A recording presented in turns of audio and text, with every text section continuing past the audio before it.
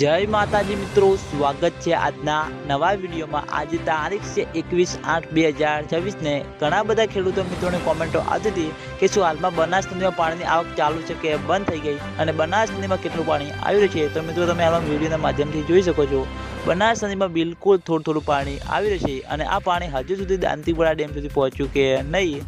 તો મિત્રો આ પાણી હજુ સુધી દાંતીવાડા ડેમ સુધી પહોંચ્યું નથી, કારણ કે મિત્રો ઉપરવાસમાં વરસાદ ઓછો થતાં બનાસ નદીમાં પાણીની આવકમાં ઘટાડો જોવા મળી રહ્યો છે। આગામી દિવસોમાં વરસાદનો એક નવો રાઉન્ડ આવી રહ્યો છે, એટલે માઉન્ટ આબુ, આબુ રોડ, અમીરગઢ, રાજસ્થાન ત્યાં આગળ સારો એવો વરસાદ વરસે અને બનાસ નદીમાં પાણીની આવકમાં વધારો થશે। પછી મિત્રો દાંતીવાડા ડેમમાં પાણીની આવક શરૂ થાય તેવું લાગી રહ્યું છે।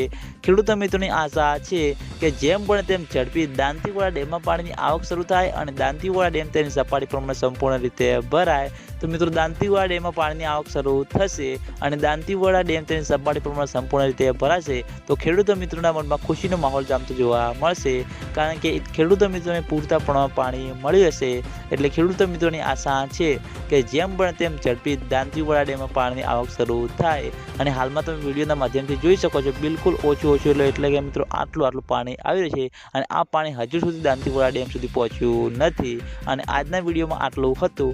તમે બધા અમારી ચેનલ ઉપર નવા હોય તો વિડીયોને લાઈક કરી દેજો, કોમેન્ટ કરી દેજો અને ચેનલને સબસ્ક્રાઈબ પણ કરી દેજો।